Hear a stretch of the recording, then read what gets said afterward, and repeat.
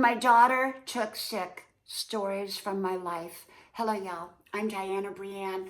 Well, I've been sharing bits and pieces of my life. I've done this in the past on my channel, so some of these are repeat stories, and yet with so many new people on my channel, many have not heard my stories, and sometimes the videos can get lost in the mix. And so I thought, well, you know what? I'm going to come back on and retell some of the stories that I've already told. This one takes place about 7 years ago. My daughter had been the homecoming queen. She was absolutely beautiful, wonderful, never had been sick in her life. I think she had one cold or an earache when she was little, but she never was sick. She was always strong. She was always resilient. She was always on the go, everything like that. And then she just started not feeling right. She started not feeling right. So I took her to the doctors and they said it was the flu, but sent her back to school. I took her to another doctor, same thing. Took her to another doctor, same thing.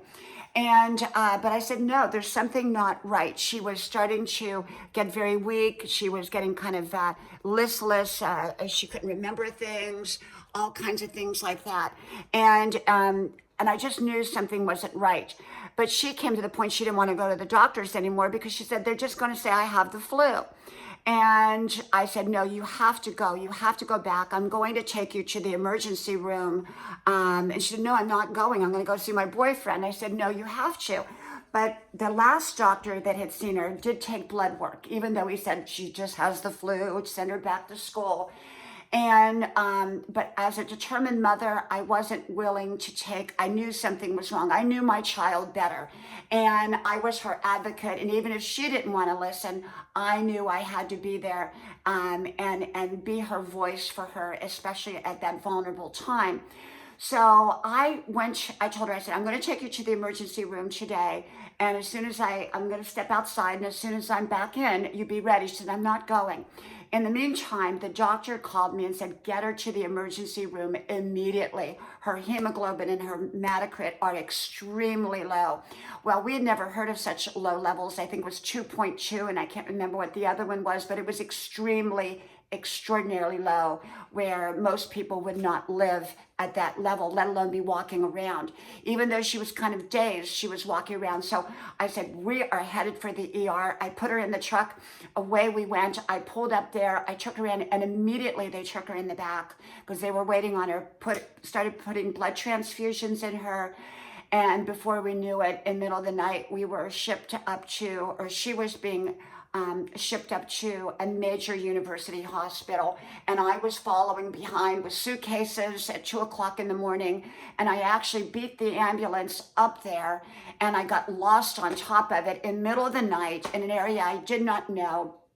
And I still beat the ambulance and got to her room before she got there. Long story short, the university hospital didn't know what it was. They thought, it could be cancer in the beginning, it could be this in the beginning, it could be that in the beginning. They had no idea, and we were terrified. And I was terrified, let me say that. And I laid by her bed on a hard blue chair every night. I didn't go anywhere. I stayed there with her. I was homeschooling my one son, so I was trying to balance all that. I gave him plenty of work to complete. My husband was home.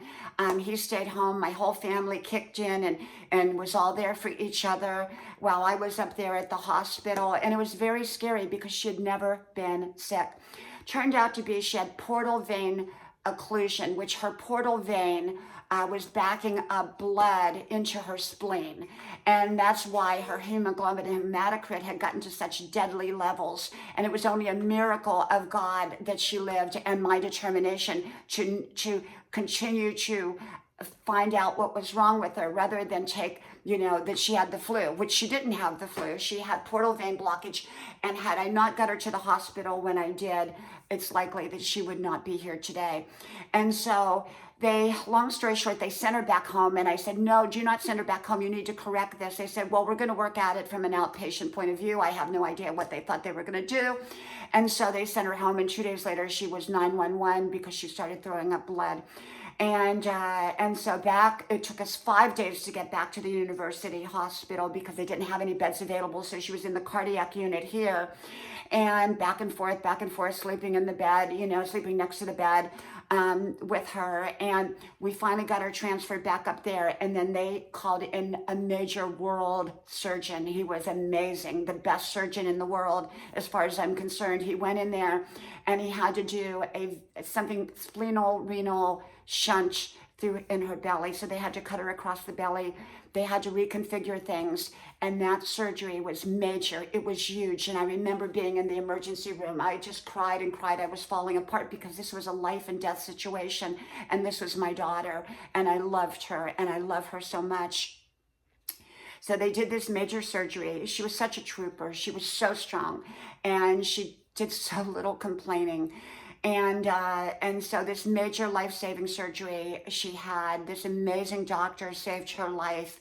And a few days later, several days later, we brought her home, and it was a recovery process of a few months. We had to pack her incisions and all of that and rush her back to the hospital because we thought at one point it was opening up, and we went through all that. But she had this renal spleanal shunt put in, and I have to say she's doing so well today. This is 7 years later. I think that one thing she did put on a lot of weight, and we not sure if it was due to the surgery or due to the emotional reaction from having had such a major surgery. But she's doing really well, and we are so grateful for her. And so we're always working on being healthy and on being fit and taking care of our bodies and respecting our bodies and having great medical care. We did not see that coming. It was one of those unexpected events because she'd never been sick. So the doctors had no reason to look for a blockage that she had been born with, but no one ever detected it throughout the years because you don't do tests on people for, for things like that unless there's a reason to, and there was never a reason to. She had never had any symptoms, never been sick. And so, but thank God for the wonderful surgeon and my willingness to not just listen and take it that she had the flu, and I kept taking her back. And for that reason, her life, she's here today with us, living a full life. And as far as her weight goes, we're not worried about that as long as she stays healthy. And yet she is working on that for herself so that she can be in her best physical shape. It's so important about how she is physically, that she's healthy. That's the number one objective. And so we're very grateful. So that's another story from my life. It was a very traumatic story for me. It was very scary for the family. And yet it's something that we made it through. From my house to yours, may God bless you. I hope you like, share, subscribe, and I hope to talk to you soon again. Bye-bye.